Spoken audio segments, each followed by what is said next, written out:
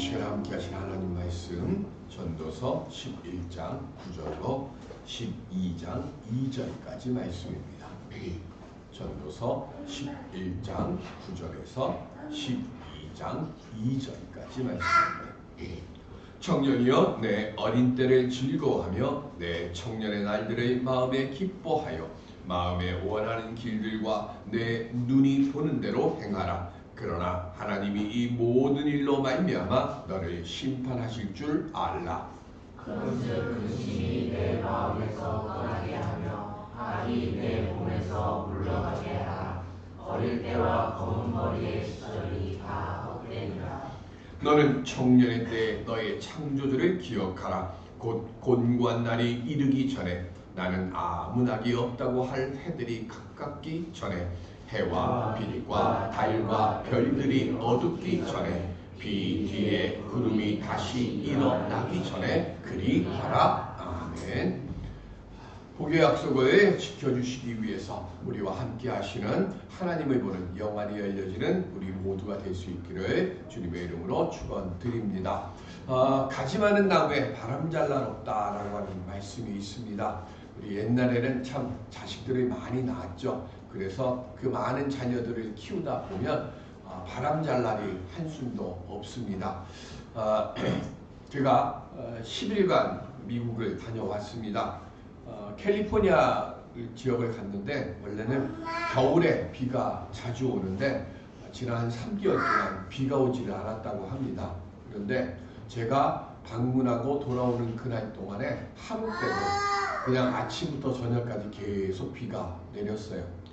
우리나라처럼 그렇게 폭우는 아니지만 그래도 비가 꽤 많이 왔습니다. 참 반가운 비예요. 그런데 LA가 어땠을까요? LA가 비가 불이 나가지고 산이 다 탔습니다. 그런데 제가 비행기를 타는 날 뉴스를 아침에 뉴스를 보니까 LA 지역에 비가 온다고 하는 예보가 나왔습니다. 그 얘기를 듣고 제일 먼저 저희 함께 있던 그 가족들이 뭐 염려하는가 하면 이번에 결혼한 제 조카가 LA 살거든요. 그러니까 LA로 이제 내려갔는데 비가 온다고 하니까 제일 먼저 염려한 것이 뭐냐면 산사태 나면 어떡하지?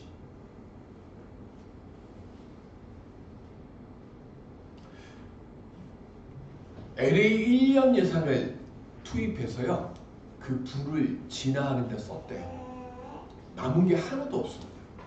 남은 게 하나도 없는 그곳에 비가 많이 내려버리면 산사태로 바로 이어지죠. 분명히 비는 좋은 거예요. 비가 와야 되는데 이게 때가 맞지 않으면 어떻게 됩니까? 화가 되고 근심이 되는 거죠.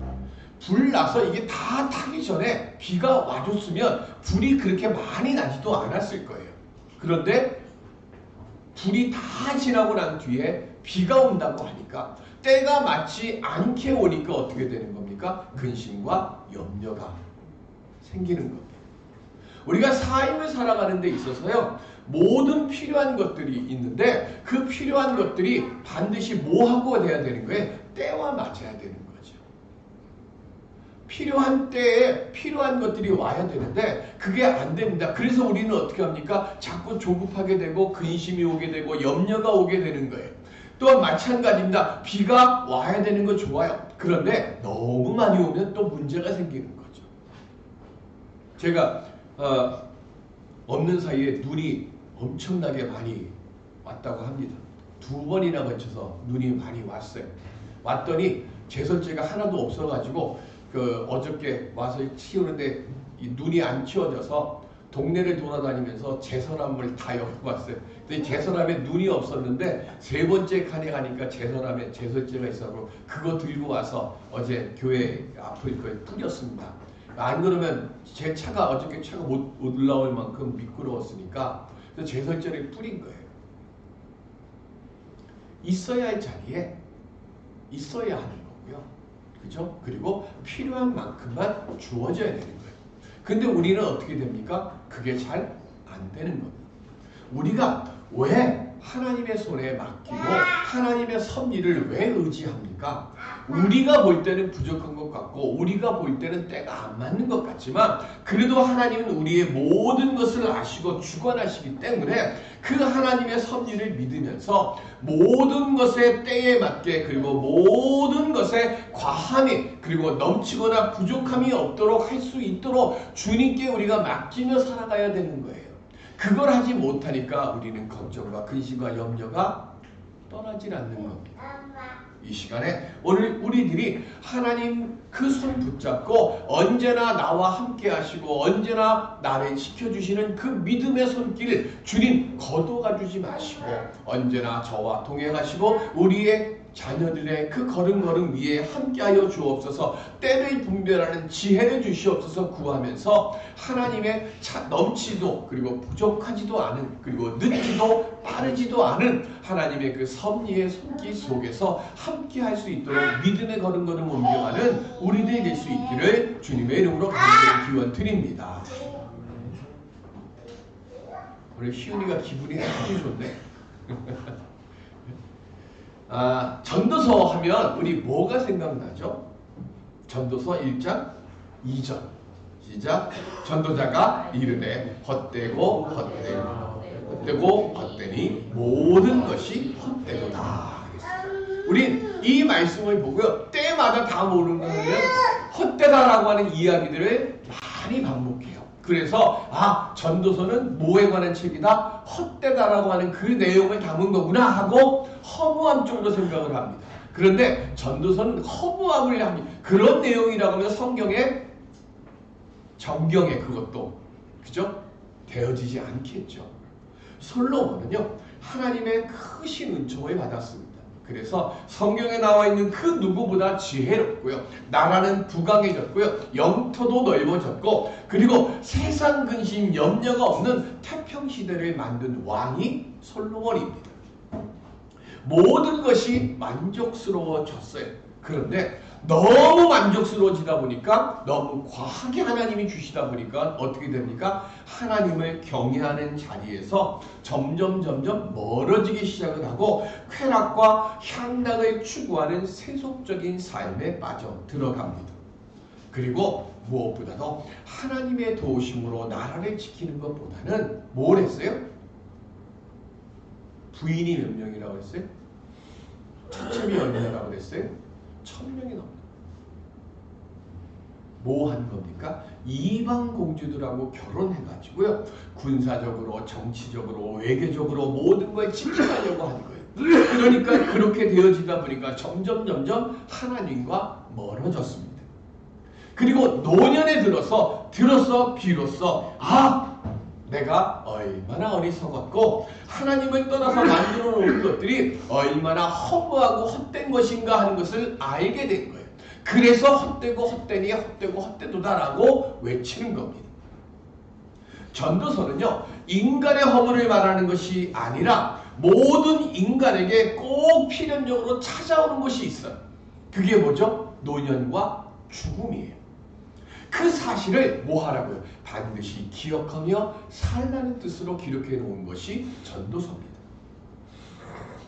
그래서 그 노년의 때에 육신의 죽음으로 끝나는 것이 아니라 그 다음 뭘 얘기해요? 하나님의 심판대 앞에 우리가 선다는 사실을 알라고 써놓은 거예요. 본문은 그래서 하나님의 심판대 앞에 우리가 설 때 하나님의 진노함을 받지 않도록 하게 하기 위해서요. 아주 피 맺힌 절규와 나같이 이렇게 하지 마세요라고 하는 절규의 외침을 기록해 놓은 것이 오늘 본문의 말씀이에요. 어떤 내용일까요? 9절에 보면 청년의 때 이랬습니다. 청년의 때가 뭡니까? 가장 순수하고 또한 즐거움을 마음껏 누릴 수 있는 인생의 황금기입니다. 그런데 전도자는 그 청년들이 향해서요. 자신이 원하는 대로 그리고 그 마음과 생각이 이끄는 대로 행하면서 즐거움을 누리라고 권면하는 거예요. 그럼 이게 뭐야? 그죠? 이런 생각 들지 않겠어요? 그런데 그렇게 즐거움을 만끽하며 사는데 본능이 이끄는 대로 살면 반드시 그 모든 것을 마지막에 심판하시는 하나님 앞에서 심판당하는 것을 알라고 써놓은 거예요. 그게 무슨 의미일까요? 마음껏 사는데요. 하나님께서 허용하신 범위 내에서 삶을 즐기라는 겁니다. 뭐예요? 내게 주어져 있는 삶이 있는데 하나님께서 이만큼 주신 게 있어요. 근데 그것을 넘어서지 말라는 겁니다. 어떻게 해요? 10절에 보면 근심이 내 마음에서 떠나게 하라 그랬어요. 여기 근심이라고 하는 말은 히브리어로 카스인데 이 말의 뜻은 분노, 슬픔, 번뇌입니다. 즉 인생의 낙을 누리는데 방해되는 의기소침하고 침울하고 불만이 가득한 마음의 상태를 말하는 거예요. 그런 것들을 어떻게 하라고요? 떠나게 하라는 거예요. 두 번째는 뭘 또 떠나게 하라 그래요? 악이 내 몸에서 물러가게 하라 그랬어요. 여기 이 악이라고 하는 것은 도덕적, 육체적으로 인간을 불결하게 만들고 병들게 하는 방종과 향락 그리고 방탕한 생활이에요. 그런 것들로부터 뭐 하라고요? 멀리 떠나라는 거예요. 청년의 때는 지극히 짧고 나이를 먹게 되면 즐거움을 누리는 능력도 제한되잖아요. 우리 노세 젊어서 노세 요새 이런 안 하더라고요. 저희가 또 이 노래가 많이 불러졌었는데 왜 노세 젊어서 노세 그래요? 늙어지면 놀지 못하니까. 근데 놀아도 어떻게 해요? 잘 놀아야 돼요. 솔로몬이 하시는 말씀이 바로 지금 그 얘기예요. 그 시간, 즉 이 즐거움을 누릴 수 있는 때가 유한하고 제한되니까 그 기회를 근심과 정욕으로 헛되이 낭비하지 말고 참된 즐거움을 찾으라고 권고하는 겁니다. 왜요? 12장 1절에 보면 곤고한 날이 오니까. 곤고한 날의 뜻이 뭡니까? 삶의 기쁨이 사라지고 기력이 완전히 쇠퇴하는 노년기를 뜻하는 겁니다. 즉 노년기가 이르기 전에 젊을 때 하나님을 기억하라는 말씀을 깨닫고 하나님께서 우리에게 명하신 모든 것들을 지키면서 살라고 하라는 겁니다. 그렇게 살아야 노년기 때에 우리가 행복함을 느끼며 살 수 있는 거예요. 그러면 어떻게 살아야 될까요?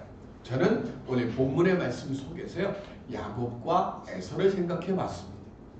에서는요 금수저를 입에 물고 태어난 사람이에요. 그 첫 번째 조건이 뭐냐면 장남이죠. 원래 장남은 뭐 하는 거예요? 모든 것을 다 받아 누리는 자리에 있는 거예요. 몇 분 차이로 앞에 태어났다는 이유로 그죠? 이미 태어나는 순간 성공에 가까워졌어요. 두 번째 외모가 또 좋았어요. 이름이 뭐였어요? 에서입니다. 에서의 뜻이 뭐죠? 북다라는 뜻이거든요. 그 당시에 고대 중동 지역에서요 최고의 얼짱 기준이 되는 게 뭐냐면 몸이 붉은색을 가지고 있어야 돼요. 그러니까 이미 뭐 한 거예요? 장남이고 얼짱에다가 그 다음 세 번째로 장성한 뒤에 에서가 뭐 했다 그랬어요? 사냥하러 다녔어요. 사냥하러 다니니까 그래서 들에 나가서 들짐승들이 많이 잡아왔어요. 뭐가 있는 거예요? 힘도 세고. 그러니까 지금 뭐 하는 겁니까? 장남에다가 힘도 세고 외모도 멋지고 그리고 부잣집이야. 성공할 가능성에 가장 근접한 사람입니다. 그러니까 당연히 금수저죠. 그리고 무엇보다도 더 완벽한 조건이 있어요. 그 완벽한 조건이 뭐냐면 창세기 25장 28절 시작. 이삭은 에서가 사냥한 고기를 좋아하므로 그를 사랑하고 리브가는 야곱을 사랑하였더라. 아멘. 자, 자식에게 유산을 남겨주는데 권한이 누구에게 있어요? 아버지에게 있잖아요. 근데 그 아버지가 누구를 사랑한다고요? 에서를 사랑해요. 그러니까 모든 것에 있어서 에서는 뭐 한 거예요? 성공할 수 있는 가장 최고의 고속도로에 탁 올라가 있는 거예요. 이에 반해서 야곱은 어떻습니까? 야곱의 이름의 뜻이 뭐냐면 투쟁하는 자, 사기꾼, 움켜잡는 자예요. 태어날 때부터 이미 뭐 한 거예요? 흑수저로 태어나. 둘째, 쌍둥이인데 몇 분 사이로. 얼마나 안타깝게요. 그죠? 그래서 뱃속에서부터 뭐 한 거예요? 서로 먼저 나오려고 그 안에서 다퉜어요. 거기다가 야곱은 성격이 에서하고 정반대. 에서는 들판에 나가고 막 이렇게 하는데 야곱은 어디 있다고 그랬어요? 항상 장막 안에 머물러 있다고 그랬습니다. 다른 말로 이야기를 하면요. 엄마가 음식 만들고 뭐하고 하면 그 옆에 가가지고 엄마 도와주고 엄마랑 수다 떨고 엄마랑 이야기하고 그런 걸 좋아하는 성격이에요. 그러니까 에서는 아버지가 좋아했고 야곱은 엄마가 좋아한 거예요.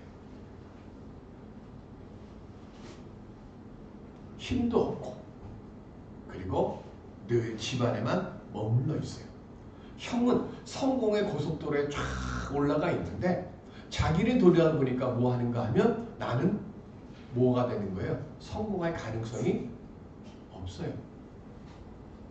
근데 이런 사람들이요. 내성적이고 집안에 머물러서 이런 거 하는 걸 좋아하는 사람, 혼자 생각하기를 좋아하는 사람들은요. 뭘 하는가 하면 계산이 빨라. 그리고 뭐든지 뭘 하느냐 하면 철두철미하게 뭐 하는 겁니까?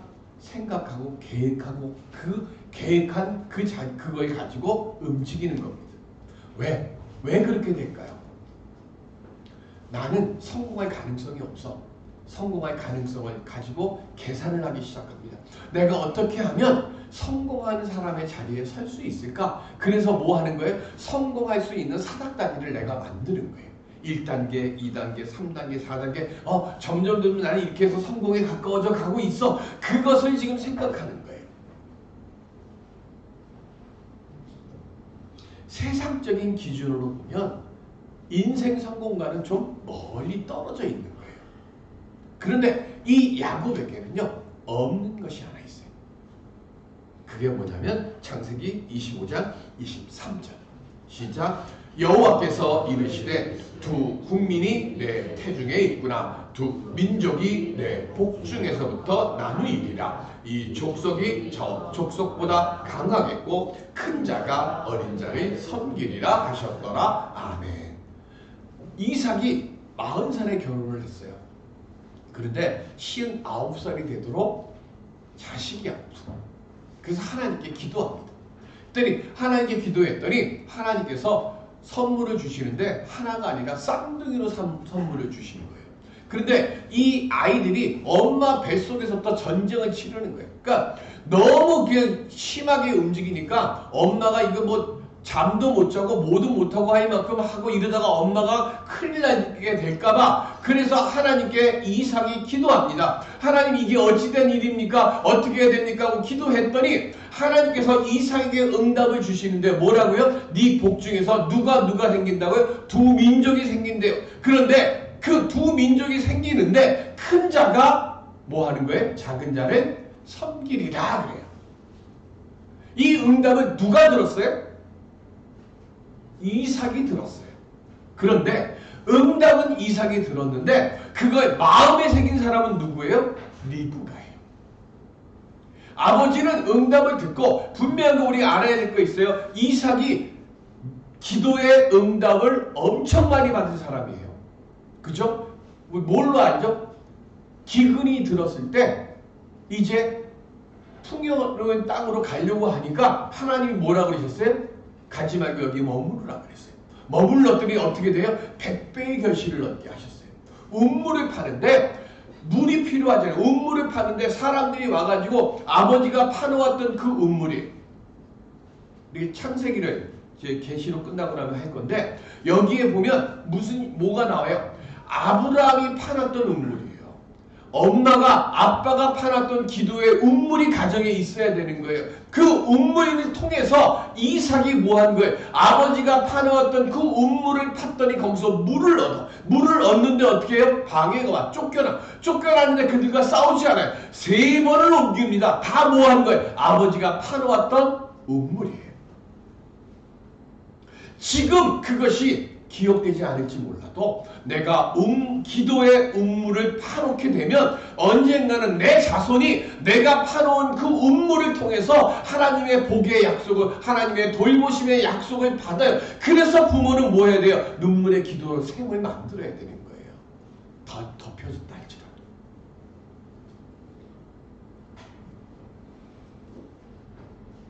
19년 동안 자식이 없는데 기도했는데 하나님이 응답 주셔서 쌍둥이 주셨어요. 그런데 그 기도의 사람 이삭이 어떻게 합니까? 하나님의 응답을 잃어버려요. 그리고 어떻게 합니까? 하나님의 응답과 정반대의 일을 합니다. 어떻게 해요? 하나님이 복 주신다고 한 아들은 누구예요? 야곱이에요. 그럼 야곱에게 복을 빌어줘야 되잖아요. 이삭은 끝까지 누구에게 합니까? 에서에게 합니다. 그런데 남편 이삭에게 하나님의 응답을 들은 엄마는 마음에 새겨놓고요. 그걸 누구에게 얘기를 할까요? 나는 왜 아무것도 없어요 라고 원망하고 불평하는 야곱에게 때도 없이 얘기하는 거예요. 아니야, 너는 하나님이 너를 존귀케 해주신다고 약속하셨어. 근데 문제는 그 말을 듣는 야곱도 뭐 하는 거예요? 그걸 안 믿었어요. 그래서 어떻게 합니까? 내가 만드는 인생의 성공의 사닥다리를 자기가 만드는 거예요. 그래서 그 만들려고 하다 보니까 어떻게 되는 거예요? 아버지를 속이고 형을 속이는 거예요. 철저하게 속입니다. 그래서 어떻게 됩니까? 아버지를 속여서 성공을 얻습니다. 그런데 아버지는 속이는 데까지는 성공했는데 누구를 못 속입니까? 우리의 모든 것을 중심을 보시는 하나님은 절대로 속이지 못하잖아요. 그래서 어떻게 됩니까? 복을 얻은 그 순간 거짓이 밝혀지게 되고 그 다음 어떻게 됩니까? 복을 얻은 그 순간 아무것도 없는 들판으로 광야로 쫓겨나게 됩니다. 그리고 그날 밤에 무슨 일이 일어납니까? 야곱이 꿈을 꿉니다. 꿈을 꾸는데 뭐를 보죠? 사닥다리가 쫙 하고 내려와요. 그리고 그 사닥다리를 누가 오르락내리락 해요? 천사가 오르락내리락 합니다. 그걸 보는 거예요.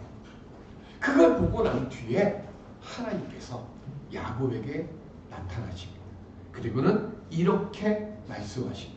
창세기 28장 15절 시작. 내가 너와 함께 있어 내가 어디로 가든지 너를 지키며 너를 이끌어 이 땅으로 돌아오게 할지라. 내가 내게 허락한 것을 다 이루기까지 너를 떠나지 아니하리라 하신지라. 아멘.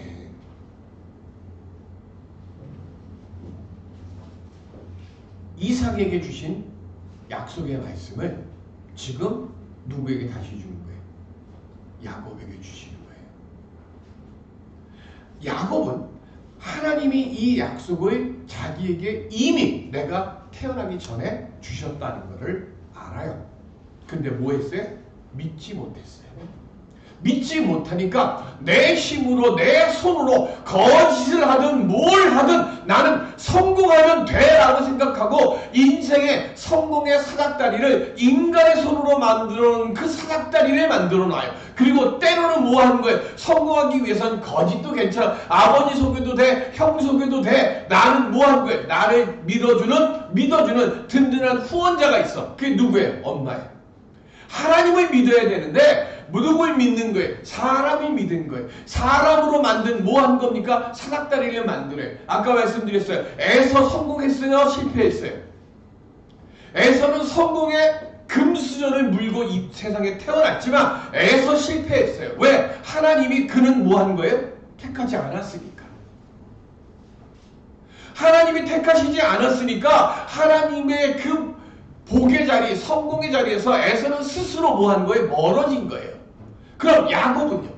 하나님이 택하셨어요. 하나님이 택하셨는데 야곱은 뭐 한 거예요? 내 힘으로 내 손으로 만들려고 한 거예요. 하나님의 때를 기다리지 못했어요. 하나님의 약속을 내가 인정하지 못했어요. 그러다 보니까 뭐 한 거예요? 성경에 나오면 중동 지역에 이스라엘에 있어서 최고로 복된 비가 언제? 이른 비와 늦은 비예요. 이른 비는 뭡니까? 우리랑 똑같은 우리랑은 다르고 미국이랑 똑같은 게 이른 비, 늦은 비예요. 겨울이 시작할 때 비가 옵니다. 그리고 겨울이 끝날 때 마지막 한 번 더 비가 와요. 그게 늦은 비입니다. 우리 식으로 얘기하면 10월 달에 비가 오고 3월 말에 비가 옵니다. 그리고는 4월부터 10월 달까지 비 한 방울 오지 않습니다. 그러니까 이 이른 비와 늦은 비가 오지 않으면 이스라엘은 아무것도 못해요. 말라 죽어버려요. 그래서 성경에서 신명기에서 하나님이 약속하시고 또 약속하시는 것, 그게 뭐예요? 이른 비와 늦은 비를 너에게 줄 것이고, 그 이른 비와 늦은 비가 내린 뒤에 땅에 아무것도 안 오는데 생명을 유지시키는 것이 있어요. 그게 뭐죠? 아침에 뭐가 내려요? 이슬이 내죠. 그걸로 사는 거예요. 근데 우리는 뭐 하는 거예요? 자꾸 과하게 만들려고 해요. 자꾸 때를 앞질러 가려고 그래요. 그러니까 뭐예요? 하나님이 주신 이슬을 가지고 그걸 만족 못하는 거예요. 내가 뭘 만들어요? 내가 땅을 파가지고 물을 만들고 안 되면 비라도 뿌릴 수 있도록 무언가를 자꾸 만들려고 해요. 그래서 내 손으로 사닥다리를 자꾸 만들려고 해요. 그러다 보니까 어떻게 되는 겁니까? 야곱처럼 추락하는 거예요. 광야에서 환상을 봤어요. 사닥다리가 내려오는데 그 사닥다리를 지금까지는 야곱은 자기가 올라가려고 했어요. 그런데 하나님이 보여주신 비전에는 누가 그 사닥다리를 오르락내리락 해요? 천사가 오르락내리락 해요. 천사는 뭐 하는 사람이에요? 뭐 하는 존재예요? 우리를 돕는 존재예요. 다른 말 우리식으로 요즘식으로 바꿔서 얘기하면 하나님께서 사닥다리를 만들어 주시고 그 위를 오르락내리락 해요. 누가? 성령. 그죠? 내가 거기에 뭔가 내 손으로 무언가 하려고 하면 야곱처럼 미끄러지는 거예요. 성령이 오르신 거예요. 그리고 그 사닥다리 꼭대기에 끝에 누가 계셔요? 하나님이 계셔요. 야곱은 그 꼭대기에 누구를 앉히려고 했어요? 자기를 앉히려고 하는 거예요. 내 힘으로, 내 노력으로, 내 생각으로, 내 판단으로 내가 오르고 내가 그 끝자리에 오르려고 하는 거예요. 그런데 하나님이 말씀하시는 거예요. 아니야, 성공의 다리는 네가 올라가고 네가 만들고 네가 그 자리에 앉는 게 아니라 하나님의 말씀이, 성령의 도우심이 있어야 그 위에 하나님의 영광이 있는 거예요. 하나님의 영광이 있는 그것을 만들면 우리는 뭐 하는 거예요? 성공하는 거예요. 근데 야곱은 마지막 순간까지 그걸 못했어요.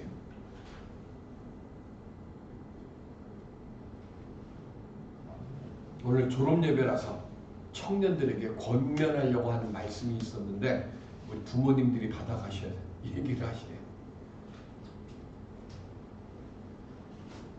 내가 내 삶을 풍성하게 스스로 만들려고 애쓰다 보면 그건 야곱처럼 헛된 삶 사는 거예요. 풍성한 삶을 이미 야곱에게 하나님 주셨는 것처럼 우리들에게도 주셨어요. 그러니까 그 풍성한 삶을 선물 받았음을 누리는 그 삶을 살아갈 수 있도록 영안이 열려지는 믿음의 눈을 주시옵소서. 우리가 그 믿음으로 나갈 때 이른 비와 늦은 비를 얻게 되고, 삶의 중간 너무 힘들어 쓰러지려고 할 때 아니야 하고 이슬을 내려주셔서 우리에게 삶의 길을 열어주시는 그 주님 손 붙잡고 동행해 나갈 때에, 그때 우리는 선택받은 야곱의 삶을 살아갈 수 있게 되어질 줄로 믿습니다. 쟁취 않은 야곱, 허무하고 헛된 결과만 남았어요. 그런데 주신 약속 믿고 불안해하거나 조급하지 않고 나를 위해서 인생의 사닥다리를 오르락내리는 천사의 도움을 믿고 성령의 함께 하심을 믿게 되어지면 우리는 성공의 자리에 서게 될 줄로 믿습니다. 에서도 실패했고요. 사실은 야곱도 실패했습니다. 그렇죠? 왜 야곱 실패했어요? 바로 앞에 섰을 때 네 나이가 몇 살이냐 하고 바로가 물었을 때 뭐라 그래요? 내가 130살인데 무슨 삶 살았다 그래요? 험악한 인생을 살았습니다. 그래요. 그 험악한 인생이 뭡니까? 하나님의 도우심, 하나님의 함께하심을 믿지 못하고 내 손으로, 내 힘으로, 내 능력으로 내 삶을 만들어 가려고 하다 보니까 내가 스스로 험악한 자리에 내가 있게 됐습니다예요.